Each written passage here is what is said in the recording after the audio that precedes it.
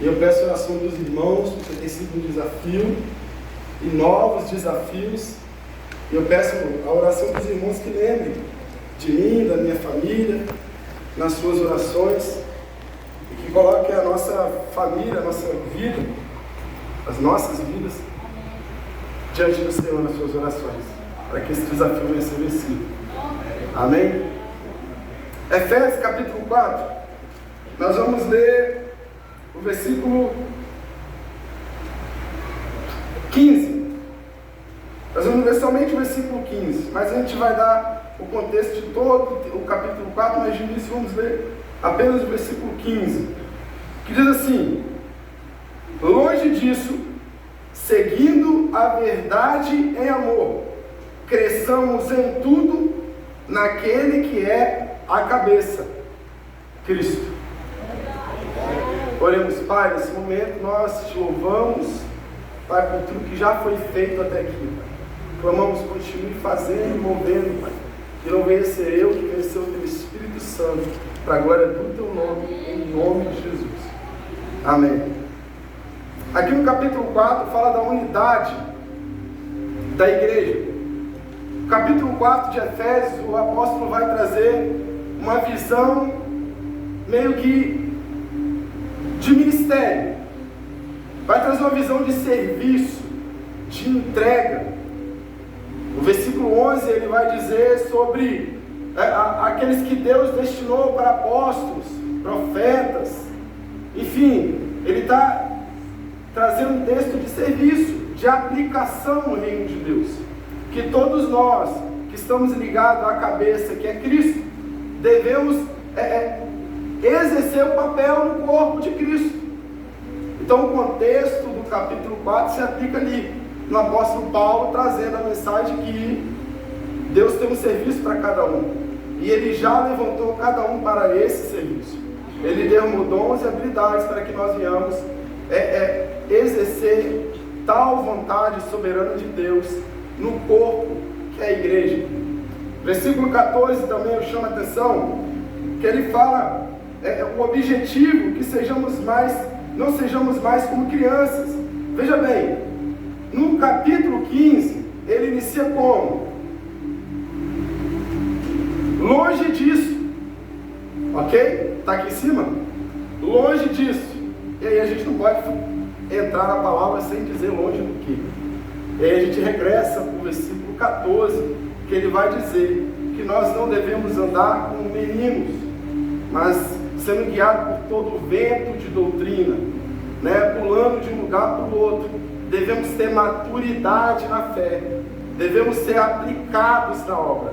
E aí ele entra no versículo 15, que ele diz: longe disso, longe de andar como meninos, longe de andar perdido, devemos andar na verdade em amor.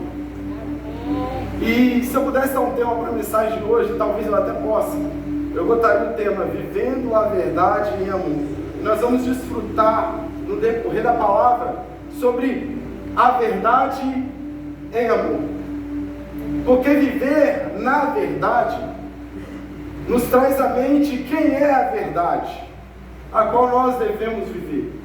E nós bem sabemos, um dos textos mais conhecidos das Escrituras é o texto que o próprio Cristo diz: eu sou a verdade e a vida. Então viver na verdade é viver em Cristo.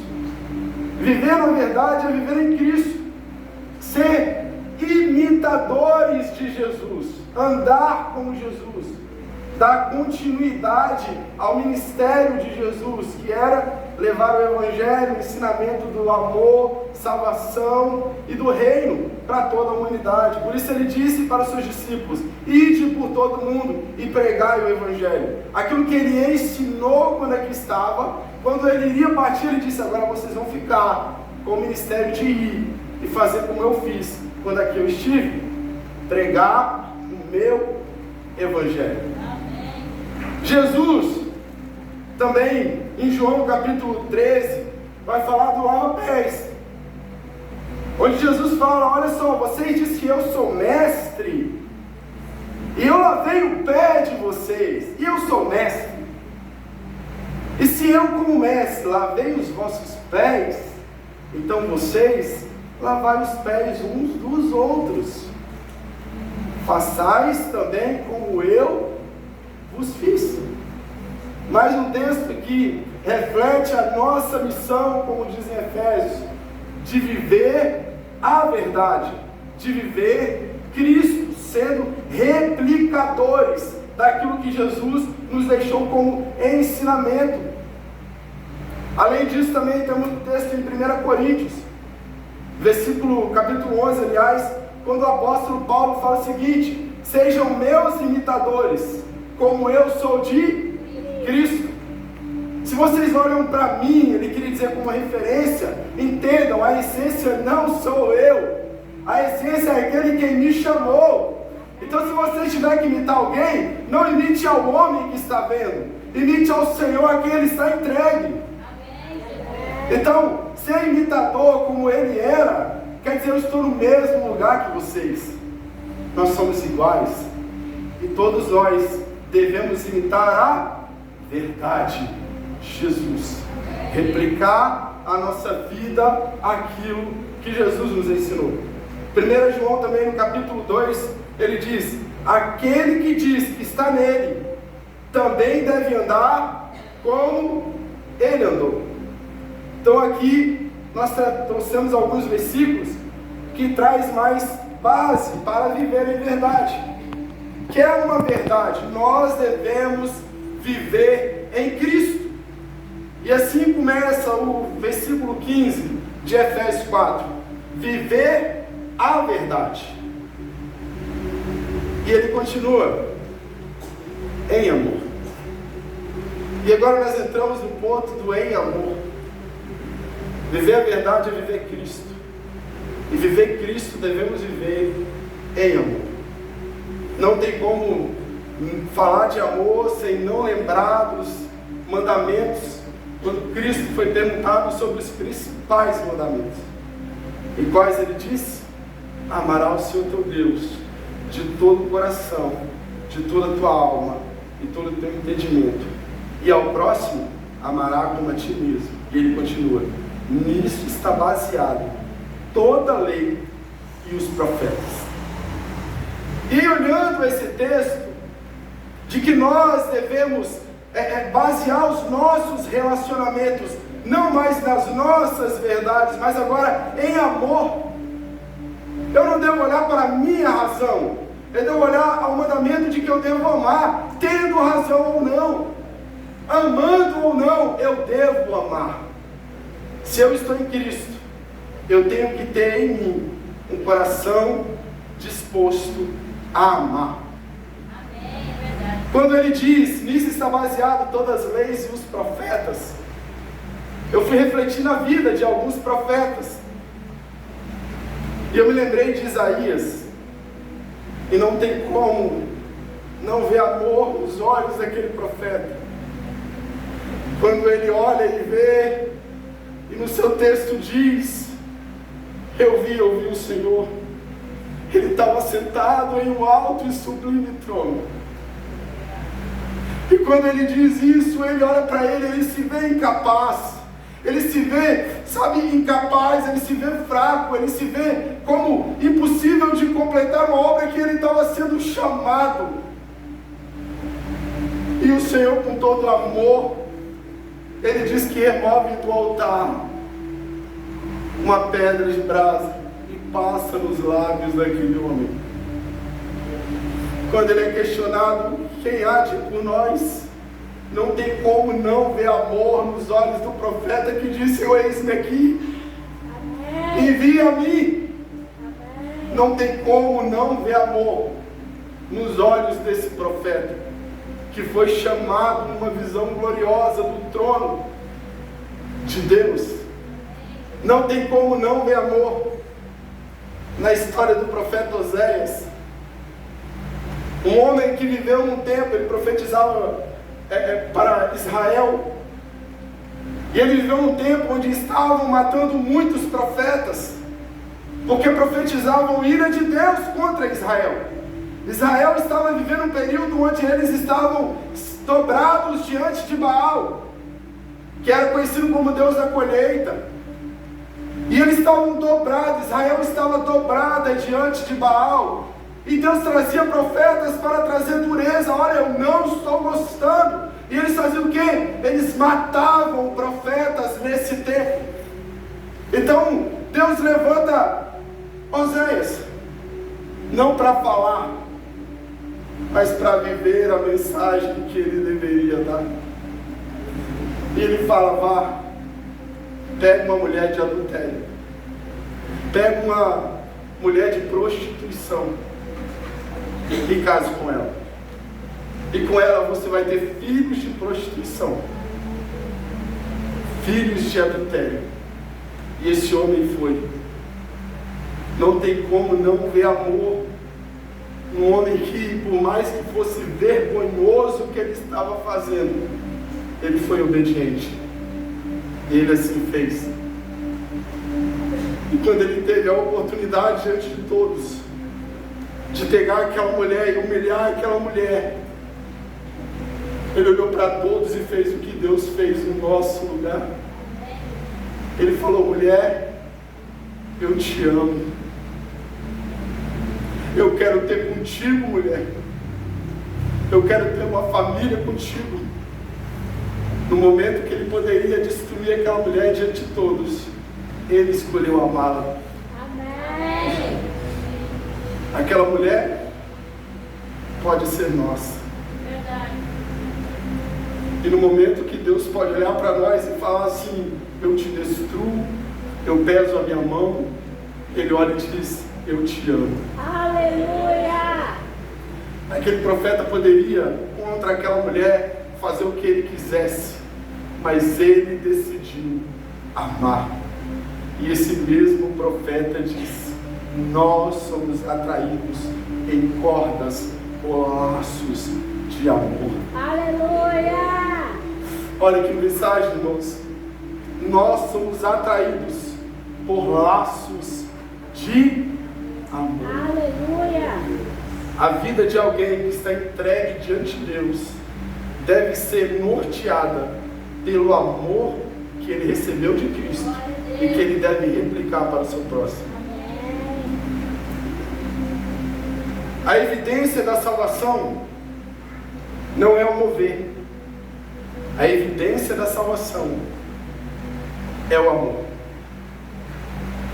Ainda falando de amor, eu queria ler 1 Coríntios, capítulo 13. Os irmãos podem ficar à vontade, o meu já está até aberto aqui. Nós vamos ler o versículo 1, que diz assim, a partir da parte dele: ainda que eu fale a línguas dos seres humanos e dos anjos, se não tiver amor, serei como um sino que ressoa e como um prato que retine. Mesmo que eu possua o dom de profecia e conheça todos os ministérios e toda a ciência, e ainda tenha uma fé capaz de mover montanhas, se não tiver amor, nada serei. Mesmo que eu dê aos necessitados tudo o que possuo e entregue o meu próprio corpo para ser queimado, se não tiver amor, todas essas ações não me trarão qualquer benefício real.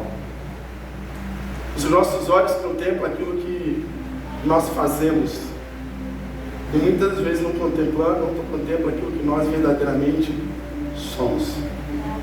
Aqui está dizendo: o que evidencia a nossa salvação, a nossa entrega, não é aquilo que nós podemos fazer, mas é o amor que nós carregamos. Aleluia. Esse amor deve nortear as obras que nós produzimos, os frutos que nós entregamos, deve nortear a nossa vida de entrega, adoração, deve nortear os nossos relacionamentos, deve nortear o nosso casamento. Aos que são casados, lembra? Ao marido, amai a mulher, como Cristo amou a igreja. O amor, ele é o norte para os nossos relacionamentos. Primeiro, para com Deus. E segundo, para com os outros. Então nós devemos viver a verdade, que é Cristo, sem tirar disso o amor. Uma missionária, Kate George, eu só queria falar porque é em inglês. Brincadeira, irmãos. Uma missionária, Kate George, ela trabalha no Brasil, ela é professora de educação cristã, missiologia, ela é escritora, e ela trouxe esse ensinamento em cima desse texto. Ela diz: amor sem verdade é sentimentalismo sem baliza, e verdade sem amor é ortodoxia. Sabe o que é isso? Não tem como viver uma vida em Cristo sem viver um ou outro. Devemos viver os dois. Viver só o amor sem verdade é pensar que eu estou no mundo e o amor de Cristo me salva no mundo, porque Ele me ama. E se você olhar hoje a nossa realidade no mundo gospel, isso tem tomado uma proporção desesperadora e preocupante, porque muitos entendem no mundo gospel que pode cantar para Deus com um brinquinho, né, até com um rapaz do lado, né? O que é viver sem a verdade, achando que o amor vai ser o suficiente. Mas o que a palavra diz, nós devemos viver em amor, mas na verdade que é Cristo. Amém. Ela é imutável, ela não vai mudar porque eu quero, ela não vai mudar porque a minha carne pede, ela não vai mudar porque eu estou afim que ela mude. Ela é reta e eficaz. Então, viver a verdade é viver debaixo da vontade de Deus, destruindo as minhas verdades para viver a verdade do Pai. E essa verdade devemos viver em amor. Além disso, nós temos 1 Coríntios, aliás, João capítulo 13, que diz: nisto todos conhecerão que sois meus discípulos, se vos amardes uns aos outros. Veja, o amor nos nossos relacionamentos. O amor nos nossos relacionamentos. Eu lembro de um cara que traz para ele pode ter sido péssimo, mas ele traz um ensinamento grandioso para nós, que foi Pedro. Pedro andou com a verdade. Pedro viveu com a verdade, ele almoçava ao lado da verdade de Cristo. Mas ele ainda não conhecia o amor. Porque ele mesmo vivendo com Cristo, vendo Cristo no monte da transfiguração, num corpo de glória, ele foi capaz de trair Jesus. Ele foi capaz de arrancar a orelha daquele soldado que veio para cumprir o propósito da vida de Cristo, que era se entregue. Então ele não conhecia o amor, por mais que conhecesse a verdade. E quando ele tem um encontro com Jesus, o que Jesus pergunta a ele por 3 vezes? Tu me amas? Tu me amas? Tu me amas? Em todas elas ele disse: eu te amo. Tu sabes que eu te amo. E ele dá um direcionamento: agora vá e apacenta as minhas ovelhas. Amém. Sabe, o amor, ele não só deve ser o que norteia a nossa vida, mas ele também vai nos dar direção no reino de Cristo. Porque nós devemos fazer aquilo que o nosso coração queima, que nós amamos, que nós estamos dispostos a entregar a nossa vida. Se você está disposto a entregar a sua vida pela palavra, irmão, viva pregando essa palavra.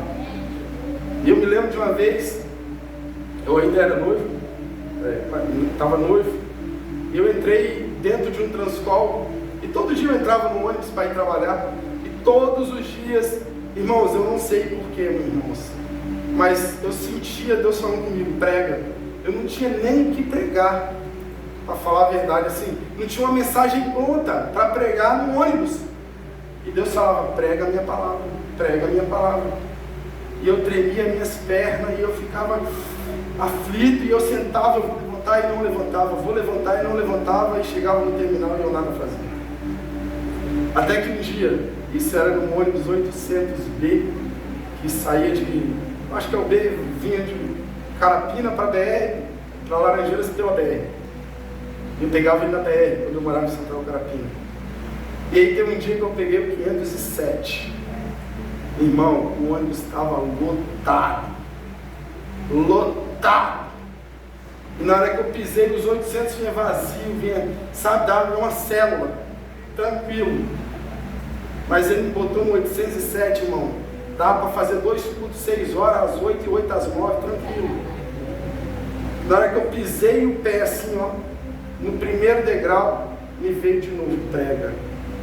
E aquilo eu comecei a tremer, eu falei, se eu não fiz no 800, não era no 507 que eu vava lá.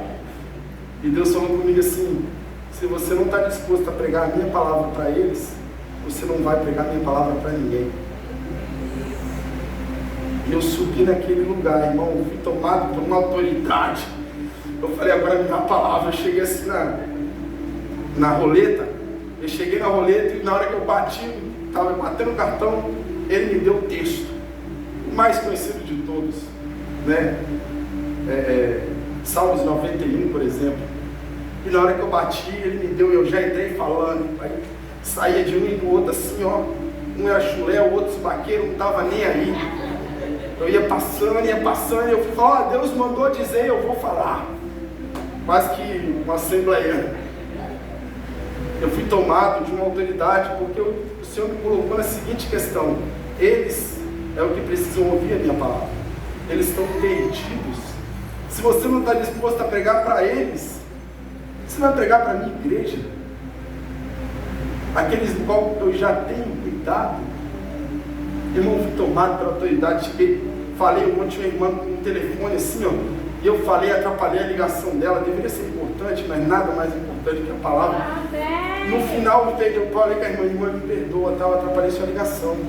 Aí ela, você não atrapalhou não. Quando Deus mandar você fazer, faça. Amém. Eu nunca mais precisei fazer de novo, Deus pediu uma vez só. Testou, aprovou, botou um selinho e agora eu vou usar esse menino aqui.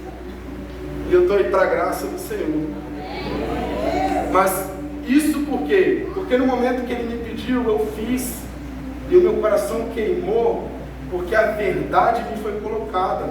E eu fiz aquilo em amor, irmão. Nada que eu vi dentro daquele Transcol tiraria da minha boca a palavra que o Senhor tinha colocado. Porque eu tinha sido tomado pela autoridade do Espírito Santo. Nós devemos viver na dispensação, sabe? Nós devemos viver no tempo de que o Senhor vai nos usar agora. Amém. E para isso nós devemos viver na verdade, em amor.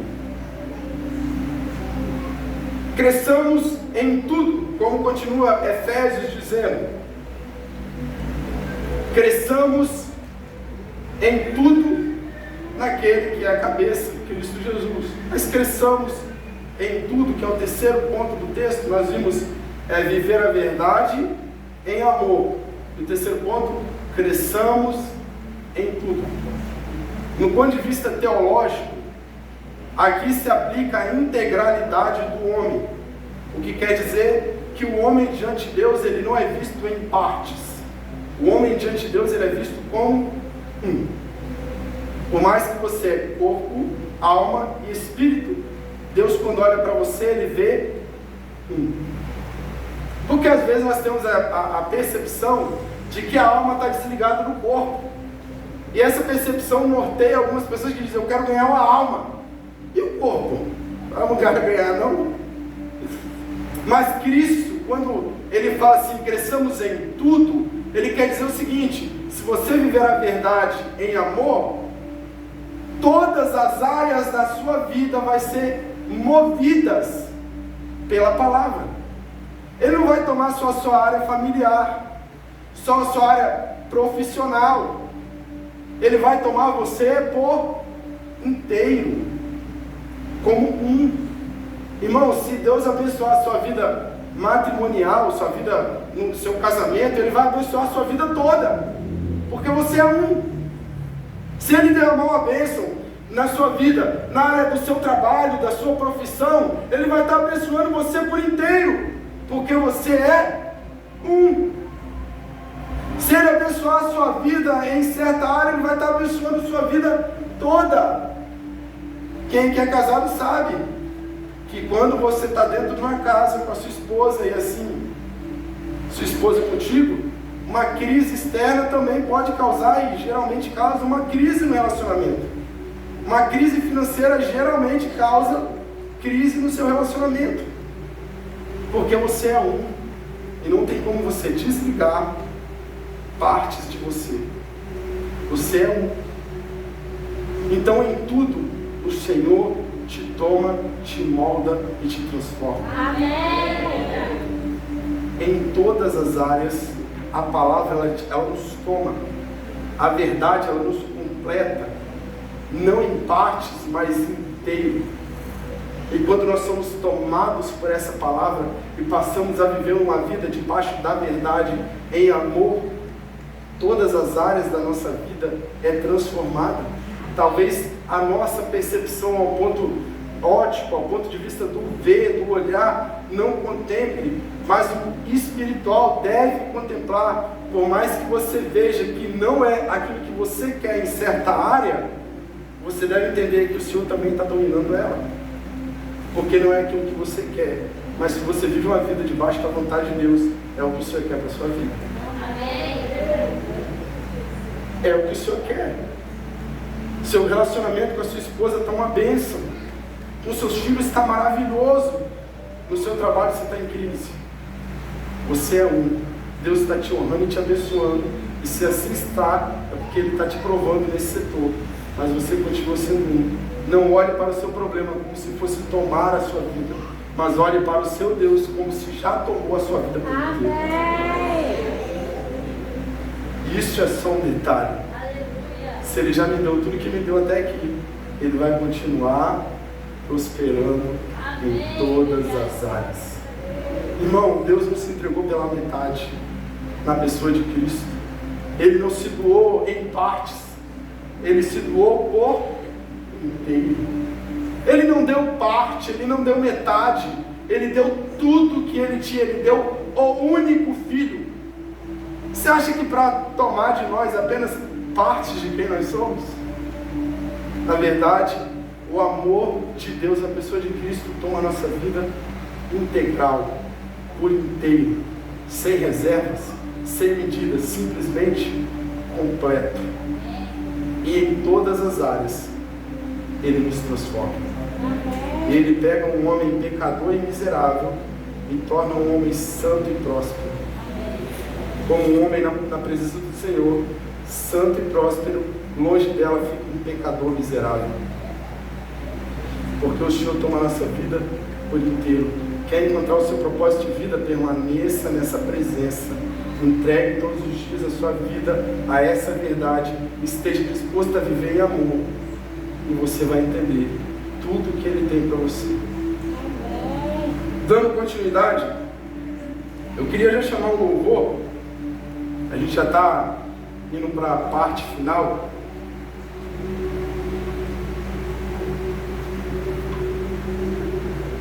Se o louvor quiser subir um louvor, fique à vontade.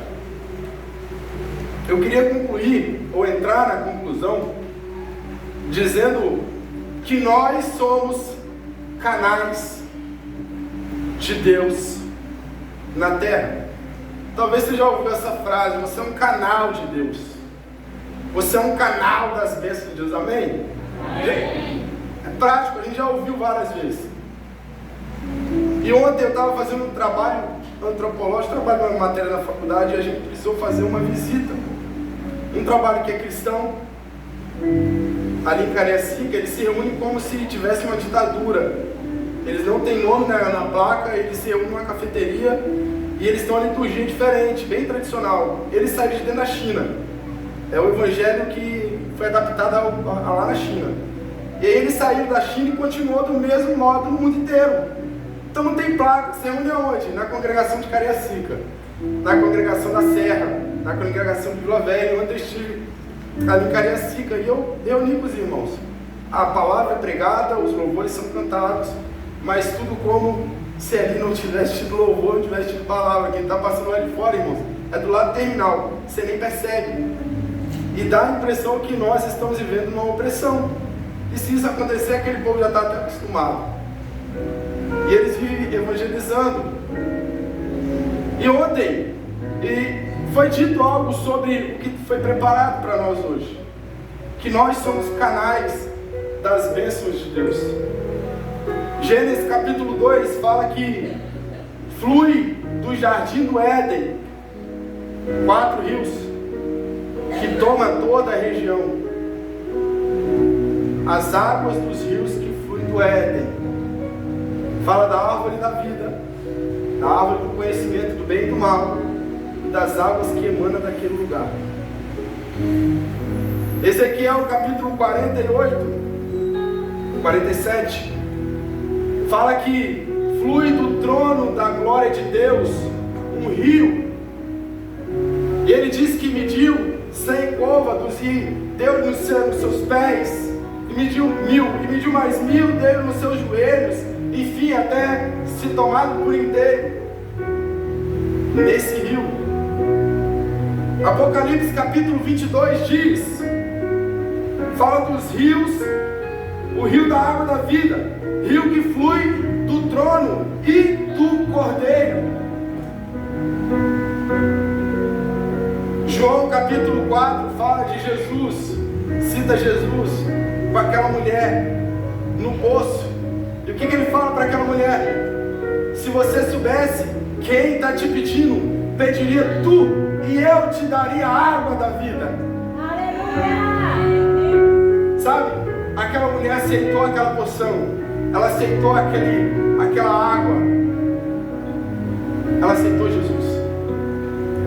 E aquela mulher virou um canal, e aonde ela foi pregando o Evangelho. Uma mulher que estava no mais fundo dos poços da vergonha e do pecado, encontrou Jesus em uma poção única que ela bebeu da pessoa de Cristo, foi capaz de transformar toda aquela mulher, não em partes, mas inteira. E aonde ela ia pregando a palavra que ela tinha conhecido, a verdade que ela tinha sido apresentada, e o amor que ela conheceu em Cristo. E a palavra fala que ela foi pregando e dizendo, falando sobre a pessoa de Jesus, e onde ela ia, as pessoas iam sendo cativadas por aquela palavra, e ela juntou uma multidão, e ela voltou até aquele poço, não mais sozinha e com vergonha, mas agora com uma multidão atrás daquela mulher. E quando ela chegou diante de Jesus, Jesus olhou para aquela multidão e falou, olha que os pastos já estão brancos, pronto para colher.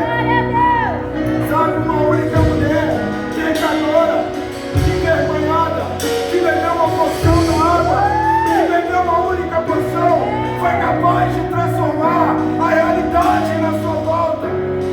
Nós estamos aqui hoje, domingo à noite, bebendo da água da vida, da palavra.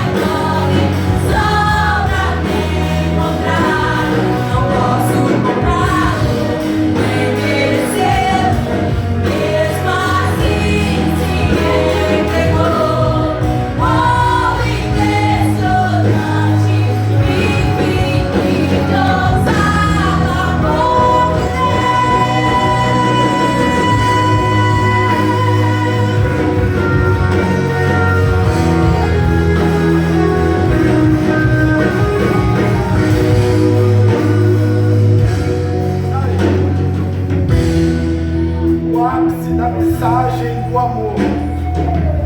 É a cruz. A cruz é o ápice da mensagem do amor de Deus na pessoa de Cristo Jesus. No momento da crucificação, Jesus, ensanguentado, ferido, com sede, com dor, olhou para o seu lado direito e viu um pecador, um ladrão, como a Bíblia diz. E aquele ladrão perguntou para ele: Jesus, quando você entrar no teu paraíso, lembra de mim. Mesmo com dor, irmãos, mesmo ferido, machucado e sangrando, ele olhou para aquele pecador e não olhou para as suas dores. Ele olhou para as necessidades daquele homem e disse: ainda hoje você vai estar comigo no paraíso. Sabe, eu não sei o caminho e as dores que você tem passado, mas Ele está te chamando nessa noite a viver uma vida de amor e de verdade. Enquanto nós completamos esse louvor, eu te convido a se direcionar até aqui. Se o Espírito Santo te tocar, ou já te tocou, se a palavra tocou no teu coração, você quer ter um encontro com Jesus, você quer beber dessas águas, águas que curam, águas que libertam, águas que transformam, águas que transformam deserto em jardim, que transformam a terra seca em torrentes. Se você quer, eu te convido a vir até aqui, a levantar a sua mão, a convidar alguém que está do seu lado, a se pronunciar, a pedir a oração ao seu irmão, mas não sair daqui nessa noite sem beber da água que Ele está te oferecendo. Amém?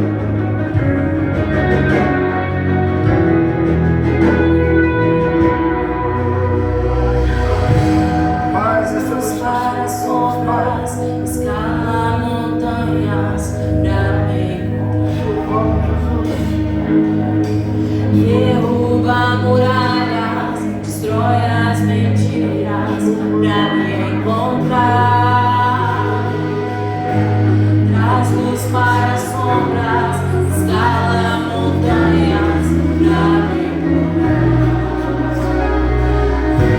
derruba muralhas, destrói as mentiras, pra me encontrar. Traz luz para sombras, escala montanhas, pra me encontrar.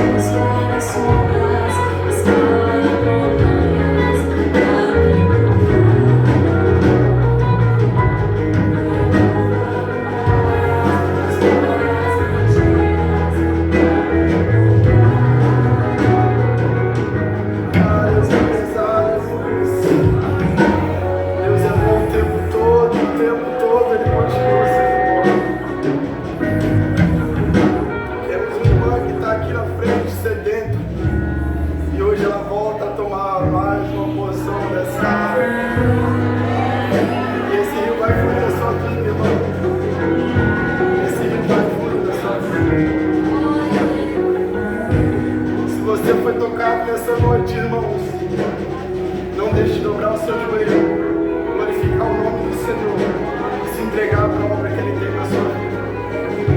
Oremos, Pai, nesse momento nós te louvamos, Pai. Te agradecemos pela palavra que derramaste sobre nossas vidas, Senhor.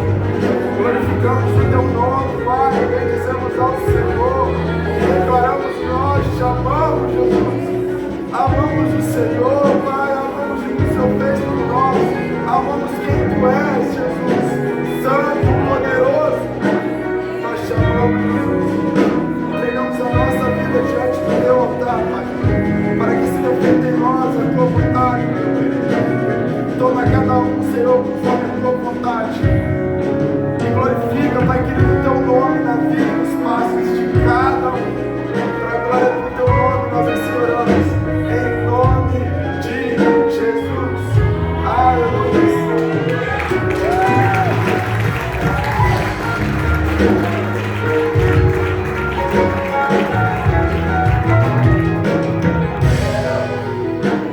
Amém, glória a Deus. A paz sobre a igreja, boa noite, podeis assentar. Nós estamos chegando ao final do nosso culto, então vamos ter um momento de dízimos e ofertas. Mas antes de nós lermos a palavra, eu quero agradecer os irmãos que oraram pela nossa viagem. Nós tivemos a Nação Pataxós, eu, minha esposa, a pastora Eliel, a pastora Alexandra, a Emily, também a Netinha, os nossos pastores ali, a Olivia, que trouxe muita alegria nessa viagem, foi uma bênção. E nós ali tivemos uma viagem muito abençoada, muito produtiva. Tivemos ali no Monte Pascoal na quinta-feira, cultuando com os irmãos. Tivemos na sexta-feira, lá no meio da mata, fomos debaixo de chuva, muita chuva, mas conseguimos chegar lá, cultuar com os irmãos ali no meio da mata. A igreja está cada dia mais linda lá no meio da mata, muito bonita, muito bem cuidada. Nosso presbítero Nadil está pastoreando lá, está fazendo um excelente trabalho. E tivemos no sábado pela manhã com a Deinha. Nós na realidade fomos lá para orar pela Deinha, porque ela ia ganhar neném o mês que vem agora. E chegamos na viagem, ela acabou ganhando o neném na quinta-feira, né? Foi na quinta. Aí no sábado ela teve alta, veio para casa, nós fomos lá e visitamos ali o neném. Depois os pastores vão colocar nas redes sociais da igreja a neném, o meninozinho, né, o Ian, e foi uma bênção. E Deus fez um milagre na vida dessa criança. No dia 4 deste mês, os médicos praticamente não garantiram nada de vida para essa criança. Então foi dia 19, os médicos olharam a ultrassom novamente e falaram: aconteceu um milagre. Os médicos ficaram admirados pelo milagre que aconteceu. E essa criança, que poderia ter nascido até morta, nasceu com saúde, nasceu com 2 quilos e está ali a Deinha, o Dé, com muita alegria ali, a família, enfim. E a igreja da Guaxuma também, cada vez mais bonita. Cada vez que você chega lá tem uma novidade. E tivemos depois no sábado, lá com a aldeia Nova Esperança, o pastor João ali, e foi uma bênção também nosso culto ali. Então foi uma visita muito produtiva, resolvemos alguns problemas também administrativos, mas ore para Deus abençoar o campo missionário, para que continue crescendo, que Deus levante obreiros para a seara dele. Enfim, nós estamos aí juntos nessa batalha até a volta de Jesus. Amém? Então depois, irmãos, vamos tendo mais informações sobre o campo missionário. Mas a palavra de Deus para nós hoje, momento de dízimos e ofertas, em Timóteo capítulo 6 e o versículo 8 em diante, diz assim: tendo porém sustento e com que cobrirmos, estejamos com isso contentes. Mas os que querem ser ricos caem em tentação, em laço e em muitas concupiscências loucas e nocivas, que submergem os homens na perdição e ruína. Porque o amor do dinheiro é a raiz de toda espécie de males. E nessa cobiça, alguns se desviaram da fé e se transpassaram a si mesmos com muitas dores. Eu quero trazer 2 exemplos sobre o amor ao dinheiro. Paulo, ele falou nessa palavra que nós tendo sustento, né, e com que nos cobrirmos, é para nós estarmos contentes, porque nós sabemos que Deus cuida de nós. Às vezes as pessoas falam assim: mas Jesus era o Jesus dos pobres, Jesus vivia com os pobres. Mas esses pobres que a Bíblia fala não eram pessoas que passavam fome, não eram pessoas que não tinham que comer na hora do almoço, na hora da janta. Eles tinham suas refeições, eles não tinham grandes riquezas, mas eles tinham com que se alimentar.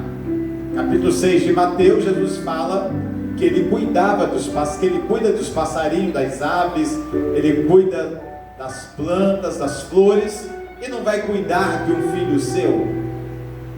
Fala também: se um filho pede pão, o pai vai dar uma pedra, se pede um ovo, vai dar um escorpião.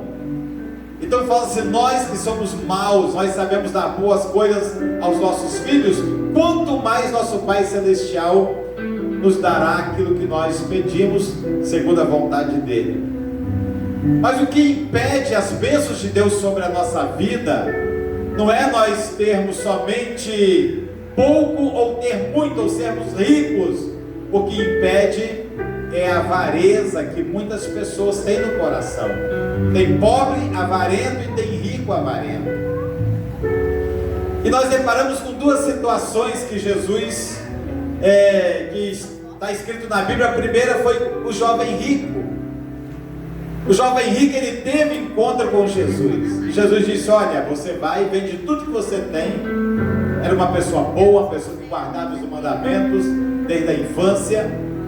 Então Jesus disse: vende tudo que você tem, dá aos pobres e me segue, porque você vai ter um tesouro no céu. E diz a Bíblia que aquele jovem rico, ele saiu pesaroso, pensativo, porque ele possuía muitas propriedades. Então o coração daquele jovem rico, o amor dele estava na riqueza, estava no dinheiro. Ele não abriu mão da sua avareza para seguir a Jesus, porque eu tenho certeza que se ele tivesse obedecido a Jesus, ele teria sido muito mais abençoado e, acima de tudo, recebido a salvação da sua alma. Então ele deixou a avareza tomar conta do seu coração, uma pessoa rica. E nós vemos por outro lado, outro moço rico que teve encontro com Jesus, mas ele não tinha um coração avarento, que foi Zaqueu. E Zaqueu, ele era rico, ele era cobrador de impostos, defraudou muitas pessoas, roubou muitas pessoas, mas quando ele teve encontro com Jesus, ele não demonstrou para Jesus um coração avarento, porque ele disse: olha Jesus, se eu roubei de alguém, eu não vou entregar o que eu roubei, eu vou entregar 4 vezes mais. Então vamos supor, se ele roubou de uma pessoa 10 mil, ele ia devolver 40 mil. Se ele fosse avarento, tivesse coração na riqueza que ele possuía, ele faria isso? Talvez ele nem falava nada com Jesus. Tá bom, Jesus, estou perdoado, o passado ficou para trás, agora é uma nova vida. Não, ele, por ter um coração voluntário, um coração doador, mesmo na vida errada que ele vivia, mas quando ele encontrou com Jesus, a vida dele foi mudada não somente para a salvação, mas foi mudada também sobre a vida financeira dele. Ele disse: eu vou dar 4 vezes mais. E eu tenho certeza que na vida de Zaqueu, essa retribuição, porque se a Bíblia diz, ele fez. Essa retribuição trouxe para ele não somente bênçãos espirituais, mas eu tenho certeza que ele se enriqueceu muito mais agora, honestamente, muito mais do que ele era, porque ele tinha um coração aberto e voluntário. Quando nós temos nosso coração doador, Nós vamos olhar a oferta da viúva pobre. Jesus louva aquela oferta porque aquela viúva, ela deu tudo que ela tinha. Os ricos colocavam aquilo que sobrava, não vai me fazer falta em nada, eles depositavam, mas aquela viúva, ela depositou tudo que ela tinha, todo o seu sustento, mas eu creio que ela tinha convicção que Jesus iria abençoá-la, porque Jesus honrou a oferta daquela viúva. Tem muitos crentes que se apegam à oferta da viúva. Não, vou dar 10 centavos, vou dar R$1, vou dar R$2, porque a viúva pobre deu as moedinhas. E Jesus honrou, ela deu o que ela tinha. Era todo o seu sustento, não era o que estava sobrando. E Deus age na nossa vida de acordo com a nossa liberalidade. Com aquilo que nós fazemos com amor, com dedicação, que nós nunca venhamos colocar o nosso coração naquilo que nós possuímos, naquilo que nós temos, porque Deus sempre vai suprir as nossas necessidades. Deus nunca vai ficar te devendo, nunca. Ele sempre vai honrar aqueles que o honram, que honram a Ele, sempre vai. Então estaremos orando. Não deixe que a riqueza tome conta do seu coração. Não deixe que aquilo que você possui tome conta do seu coração, mas coloca tudo diante de Deus, porque o que você tem é de Deus, nada é nosso, tudo pertence a Deus. Nosso carro, nossa casa, nossa chácara, tudo é de Deus. E se Deus um dia resolver tirar, Ele tira tudo também, porque é dele. E se Ele resolver dar tudo em dobro, dar mais, também Ele dá, porque Ele é o dono de tudo. Ele é o dono de todas as coisas. Mas pastor, por que Deus nos dá, não dá riqueza? Algumas pessoas, porque essas pessoas, se tiver riqueza nas suas mãos, eles vão se corromper, vão desviar, né? Teve uma pessoa que uma vez falou assim que não existe a palavra desviado na Bíblia, mas hoje eu achei aqui, alguns desviaram da fé por causa do dinheiro, por causa do amor ao dinheiro. A pessoa desvia também. A pessoa desvia da fé. Deixa Jesus. Mas que Deus possa abençoar as nossas vidas, que nós possamos sempre ofertar, dizimar com liberalidade, com alegria no nosso coração. E todas as nossas necessidades serão supridas em nome de Jesus. Pai, nós te agradecemos nessa noite, porque o Senhor é fiel para conosco, Deus. Nós sabemos que tudo que nós temos não é nosso, pertence ao Senhor. Porque aquilo que nós conquistamos foi porque o Senhor nos deu saúde, nos deu trabalho, nos deu honestidade, Senhor, para nós assim adquirir aquilo que o Senhor preparou para nós. E sabemos que o Senhor ainda tem muito para nos dar, muito para fazer. Sabemos que o Senhor vai enriquecer muitas pessoas, para que eles possam abençoar outras, Pai. Quantos empresários ricos têm abençoado muitas famílias que são funcionários, que dali dessa empresa, dessa riqueza, é tirado o salário daqueles que ali trabalham, e através desse salário, aqueles que temem ao Senhor, que obedecem a Tua palavra, oferta e dizimam na Tua casa, e através dessa oferta, desse dízimo, missionários são sustentados, a igreja é sustentada, obreiros são sustentados, e a Tua igreja cresce, a missão cresce, porque tem pessoas que amam a Tua obra e faz conforme a Tua palavra nos manda e nos ensina, Pai. E nós sabemos que quando nós abrimos o nosso coração, nós somos liberais em fazer a nossa contribuição, em devolver aquilo que o Senhor nos deu. O Senhor abre portas, o Senhor faz milagre, o Senhor supre todas as necessidades, e o Senhor nunca, Pai, vai nos deixar ser mais generosos do que o Senhor, porque o Senhor é o dono do ouro e da prata. O Senhor é o dono de todas as riquezas que existem neste mundo, Pai. E o Senhor dá àqueles que o Senhor quer dar, Pai. Mas nós sabemos que o básico que nós precisamos para viver feliz aqui nesta terra, para andarmos de cabeça erguida, o Senhor nunca vai deixar faltar.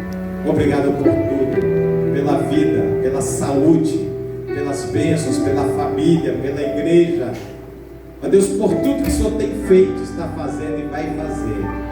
Nós oramos, Pai, te agradecemos em nome de Jesus. Amém. Glória.